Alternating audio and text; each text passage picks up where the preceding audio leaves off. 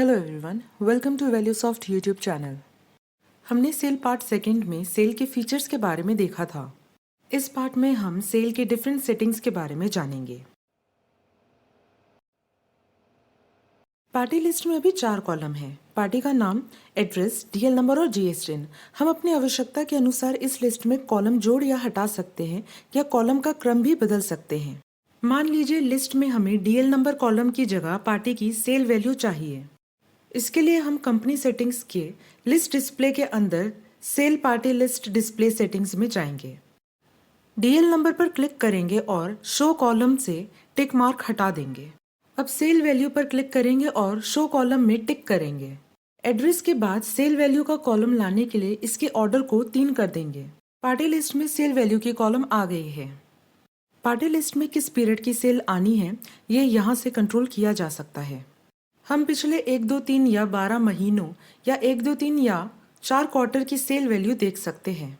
उसी प्रकार से अगर हम पार्टी लिस्ट में मोबाइल नंबर कॉलम भी चाहते हैं तो मोबाइल नंबर के ऑप्शन पर टिक करेंगे। पार्टी लिस्ट में मोबाइल नंबर आ गया है।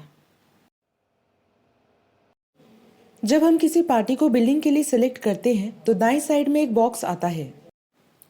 पहले लाइन में पार्टी के एवरेज पेमेंट पीरियड को दिखाता है।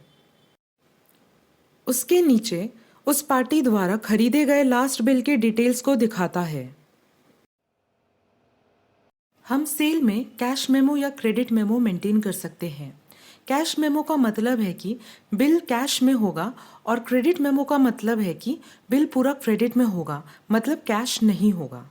इसके लिए सेल #2 में आएंगे, 7 number option ask cash credit memo पर टिक करेंगे और फिर सेव पर क्लिक कर देंगे। अब पार्टी के नाम के बाद कैश या क्रेडिट मेमो का ऑप्शन आएगा।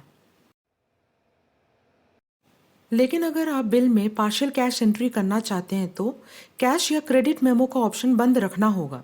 तब कैश की एंट्री करने के लिए बिल बन जाने के बाद एस्केप दबाने पर एक बॉक्स आएगा, वहां कैश की एंट्री करनी होगी। हम बिलिंग के समय सेल्समैन का नाम मेंटेन कर सकते हैं। ऐसा करने पर हमें salesman wise sales, salesman wise outstanding, salesman wise loading sheet की रिपोर्ट मिलेगी। इसके लिए ऑप्शन नंबर 17 को टिक करेंगे। अब शुरू में सेल्स पर्सन के नाम का ऑप्शन आएगा। सॉफ्टवेयर में बिलिंग किए जाने वाले पार्टी के ड्यूज बिल को देखने की सुविधा है। इसके लिए ऑप्शन नंबर 64 पर टिक करेंगे। प्रोडक्ट लिस्ट में आने वाले कॉलम को कंट्रोल किया जा सकता है। हम कॉलम के ऑर्डर को बदल सकते हैं, नया कॉलम जोड़ सकते हैं या कोई कॉलम हटा सकते हैं। मान लीजिए कि हम पैकिंग कॉलम के बाद स्टॉक कॉलम चाहते हैं और आइटम लोकेशन का कॉलम भी चाहते हैं। प्रोडक्ट लिस्ट के कॉलम को कंट्रोल करने के लिए हम 3 नंबर ग्रिड में आएंगे। हमने स्टॉक के ऑर्डर को 6 से बदलकर 3 कर दिया है। इसी तरह हमने रैक के शो ऑप्शन पर टिक कर दिया है और इसका ऑर्डर 8 कर दिया है। हमें आस्क प्रोडक्ट लोकेशन के ऑप्शन पर भी टिक करना होगा। पैकिंग के बाद स्टॉक कॉलम आ गया है और लोकेशन कॉलम लास्ट में आ गया है। जब हम कोई प्रोडक्ट लेते हैं तो उस पार्टी को लास्ट में दी गई डील और डिस्काउंट अपने आप आ जाती है। हम चाहे तो ऑटो डील डिस्काउंट ऑप्शन को बंद कर सकते हैं। इसके लिए कंपनी एडिट में सेल #1 के अंदर ऑप्शन नंबर 12 से टिक मार्क हटा देंगे। अब जब हम इस प्रोडक्ट को लेंगे तब इस पार्टी का लास्ट डील एवं डिस्काउंट नहीं आएगा। हम लिए गए प्रोडक्ट के लिए पार्टी के लास्ट 3 बिलों का डिस्प्ले भी बंद कर सकते हैं। इसके लिए ऑप्शन नंबर 11 से टिक मार्क हटा देंगे। जब हम किसी प्रोडक्ट को बिलिंग के लिए लेते हैं तो उसके परचेज डिटेल्स को यहाँ देख सकते हैं। अगर हमें परचेज डिटेल्स की आवश्यकता ना हो तो इसे परमानेंटली बंद कर सकते हैं। इसके लिए एडिट कंपनी सेल #1 में जाएंगे। ऑटो परचेज डील डिस्काउंट का ऑप्शन सिलेक्टेड है तो इस समय परचेज डिटेल सेल में आएगा। अब हम इस ऑप्शन से टिक मार्क हटा देंगे। अब प्रोडक्ट का परचेज डिटेल्स नहीं आएगा। जब हम कोई बिल बनाते हैं तो आइटम का प्रॉफिट और टोटल प्रॉफिट यहाँ दिखाया जाता है। जरूरत हो तो हम इसे हमेशा के लिए छुपा सकते हैं। सेल #1 में ऑप्शन नंबर 14 टिक किया हुआ है। प्रॉफिट छिपाने के लिए हम इस ऑप्शन से टिक मार्क हटा देंगे। ये पिछले 30 दिनों में पार्टी को बेची गई आइटम लिस्ट है, लेकिन अगर हमें पिछले 45 दिनों की आइटम लिस्ट देखना चाहते हैं तो सेल हैश 2 में इसके लिए एक सेटिंग है। सेल हैश 2 में ऑप्शन नंबर 68 में 30 दिन से 45 दिन कर देंगे। ये पिछले 45 दिनों में अरुण फार्मा को बेची गई आइटम लिस्ट है। हम क्वांटिटी में डेसिमल प्लेस के नंबर को कंट्रोल कर सकते हैं। अभी क्वांटिटी में 2 डेसिमल प्लेस है। हम इसे बढ़ा या घटा सकते हैं। मान लीजिए हमें किसी डेसिमल प्लेस की जरूरत नहीं है। इसके लिए सेल हैश 1 में हम क्वांटिटी डेसिमल को 2 से 0 कर देंगे। अब क्वांटिटी में कोई डेसिमल प्लेस नहीं है। इसी तरीके से रेट के डेसिमल प्लेस को भी कंट्रोल किया जा सकता है। जब हम बिलिंग के लिए किसी प्रोडक्ट को सिलेक्ट करते हैं तो कर्सर क्वांटिटी कॉलम पर जाता है, बैच एमआरपी कॉलम पर नहीं। लेकिन अगर हमें बैच एमआरपी बदलने की जरूरत हो तो लेफ्ट एरो से उन कॉलम पर जा सकते हैं। अगर हम हमेशा बैच के कॉलम पर ही रुकना चाहते हैं तो हम सेटिंग बदल सकते हैं। सेल हैश 1 में ऑप्शन नंबर 58 में सेटिंग को batch in first in stop कर देंगे। प्रोडक्ट लेने के बाद अब कर्सर बैच कॉलम पर रुकेगा। अगर सेल में हमें बैच के शुरू में कोई आवश्यकता ना हो तो हम सेटिंग को बदलकर बैच इन लास्ट कर देंगे। अब ग्रिड में कोई बैच और एक्सपायरी कॉलम नहीं है। जब हम किसी आइटम को सेल करते हैं और अगर वो नियर एक्सपायरी का है तो सॉफ्टवेयर एक वार्निंग मैसेज देगा। इस आइटम का स्टॉक 2 बैच का है और दोनों का एक्सपायरी अलग है। सितंबर 2021 एक्सपायरी का माल बेचने पर कोई वार्निंग मैसेज नहीं आएगा, लेकिन अगर हम अगस्त एक्सपायरी का माल बेचते हैं तो एक वार्निंग मैसेज आएगा। फोकस कैंसिल पर है। एंटर दबाने पर यह प्रोडक्ट सेल नहीं होगा। अगर सेल करना है तो ओके पर क्लिक करेंगे। सेल हैश 1 के 52 नंबर ऑप्शन से एक्सपायरी लिमिट को सेट किया जाता है। अभी ये 90 है। इसका मतलब करंट सेल डेट से 3 महीने तक के एक्सपायरी वाले आइटम को सेल करने पर वार्निंग मैसेज आएगा। हमने इसे 120 कर दिया है। इसका मतलब करंट सेल डेट से 4 महीने तक के एक्सपायरी वाले आइटम को सेल करने पर वार्निंग मैसेज आएगा। अब सितंबर एक्सपायरी वाले आइटम को बेचने पर भी वार्निंग मैसेज आएगा। अगर हमें 2 डिस्काउंट परसेंटेज चाहिए तो ऑप्शन नंबर 27 को टिक कर देंगे। इससे सेल में डिस्काउंट परसेंटेज के अतिरिक्त एक स्कीम परसेंटेज का भी कॉलम आ जाएगा। लेस परसेंटेज कॉलम के बाद एक स्कीम परसेंटेज का कॉलम आ गया है। स्कीम कैलकुलेट करने के 2 तरीके हो सकते हैं, या तो बेसिक पर या बेसिक से डिस्काउंट घटाकर। नीचे एग्जाम्पल के द्वारा स्कीम को 2 तरीकों से कैलकुलेट किया गया है। बेसिक पर स्कीम की वैल्यू 10 रुपए होती है, जबकि बेसिक से डिस्काउंट घटाकर स्कीम कैलकुलेट करने पर 9 रुपए होती है। स्कीम कैलकुलेशन की सेटिंग सेल हैश 1 में 39 नंबर ऑप्शन से की जाती है। अभी स्कीम की कैलकुलेशन बेसिक अमाउंट पर है। हमने स्कीम कैलकुलेशन को चेंज करके आफ्टर डिस्काउंट कर दिया है। कैलकुलेशन के मेथड चेंज करने के बाद हमने इस बिल को फिर से बनाया है। अब स्कीम अमाउंट 95 रुपए 27 पैसे हो गई है, जबकि पहले 107 रुपए 92 पैसे थी। अगर हमें सेल में डिस्काउंट अमाउंट चाहिए तो इसके लिए सेल हैश 2 में option number 20 ask discount amount in sale पर टिक कर देंगे। सेल में क्यूपीएस कॉलम के लिए सेल हैश 2 में ऑप्शन नंबर 28 आस्क क्यूपीएस पर टिक कर देंगे। स्कीम परसेंटेज के बाद स्कीम अमाउंट के कॉलम आ गई है। रेट कॉलम के बाद एक क्यूपीएस का कॉलम आ गया है। पहले प्रोडक्ट में क्यूपीएस 2 रुपए है। इसकी क्यूपीएस अमाउंट 50 रुपए और दूसरे प्रोडक्ट के लिए 75 रुपए होगी। टोटल क्यूपीएस अमाउंट 125 होगी।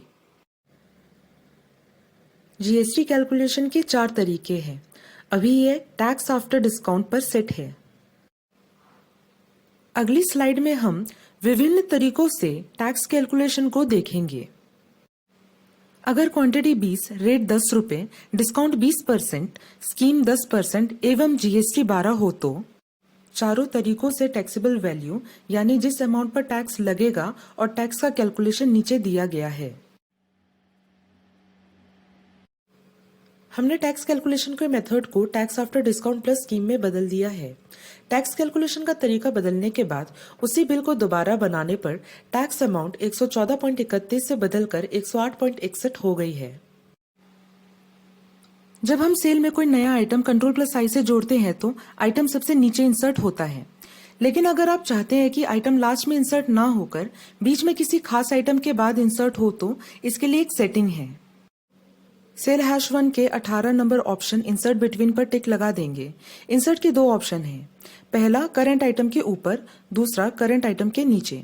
A to Z NS syrup को इंसर्ट करने के लिए हमने ग्रिलिंग टेस्ट पे Ctrl+I प्रेस किया है और A to Z इसके ऊपर ऐड हो गया है। अगर बिल में कैश क्रेडिट मेमो का ऑप्शन नहीं मेंटेन कर रहे हो और अधिकतर बिल कैश में हो तो सेल #1 के 21 नंबर ऑप्शन ऑटो कैश पर टिक कर देंगे। बिल कंप्लीट होने के बाद जब हम प्रोडक्ट लिस्ट पर और फिर क्वांटिटी पर एस्केप प्रेस करते हैं तो हम देख सकते हैं कि कैश आ गई है। हम यहाँ बिल के लिए रिमार्क भी लिख सकते हैं। अगर हम सेल बिल के लिए ड्यू डेट मेंटेन करना चाहते हैं तो आस्क ड्यू डेट पर टिक लगा देंगे। ड्यू डेट का मतलब है कि इस दिन तक पार्टी को सेल बिल का पेमेंट कर देना है। यहाँ हम पार्टी को सेल बिल का जितने दिनों का क्रेडिट देना चाहते हैं वो डालेंगे। फिर भी हम अलग अलग पार्टियों के लिए अलग अलग क्रेडिट डेज सेट कर सकते हैं या फिर सेल में भी ड्यू डेट को बदल सकते हैं। बिल पर ड्यू डेट डालने की फैसिलिटी आ गई है। अगर हम कार्टन पर कोई अपना नंबर डालते हैं तो हम इस नंबर को सेल बिल के साथ सेव कर सकते हैं और बिल पर प्रिंट कर सकते हैं। अगर हम पार्टी के ऑर्डर नंबर एवं डेट को मेंटेन करना चाहते हैं तो 36 नंबर ऑप्शन को टिक कर देंगे।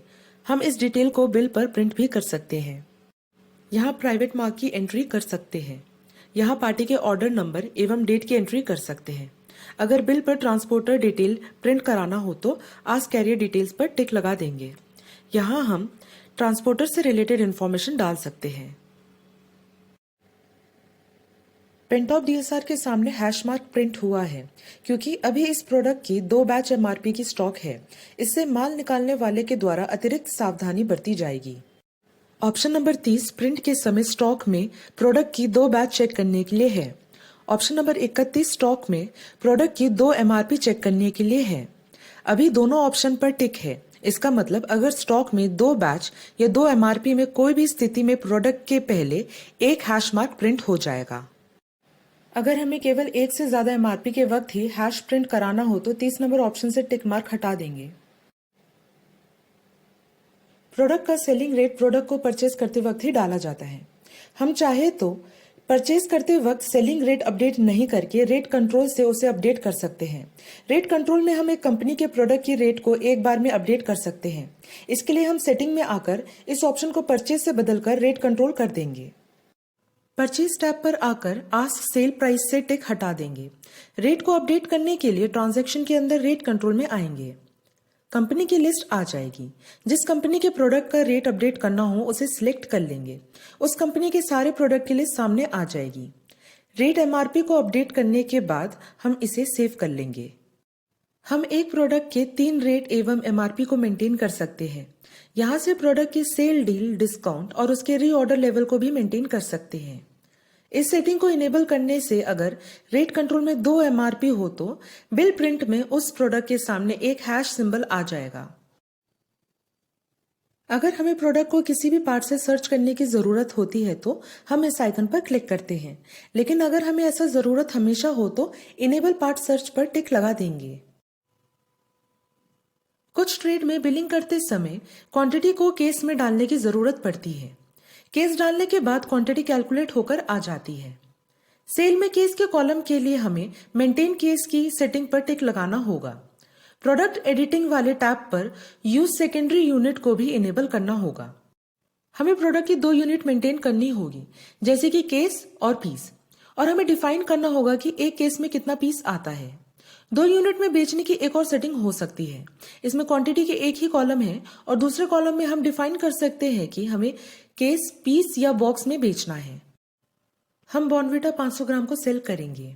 इसका केस में स्टॉक और पीस में स्टॉक दिख रहा है। जब हम क्वांटिटी पर एंटर प्रेस करते हैं तो 2 यूनिट की ऑप्शन आती है। यहाँ हम अपनी जरूरत के अनुसार यूनिट को सिलेक्ट कर लेते हैं।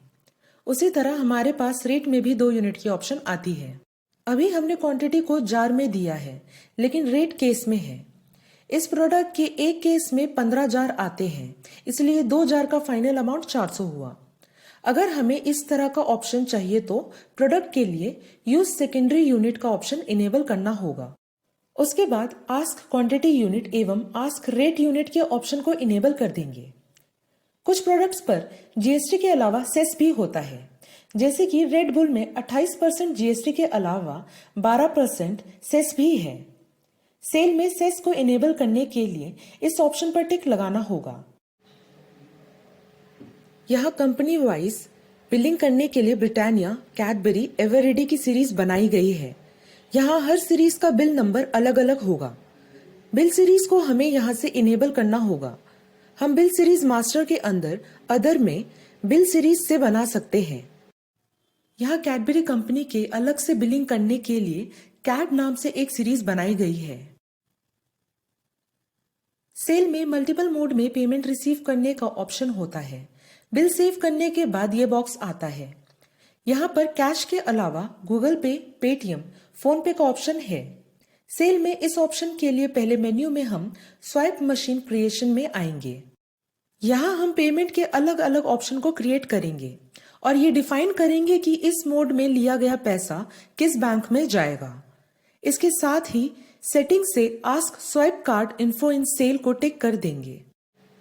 डियर व्यूअर्स, सेल के नेक्स्ट वीडियो में हम और फीचर्स के बारे में जानेंगे।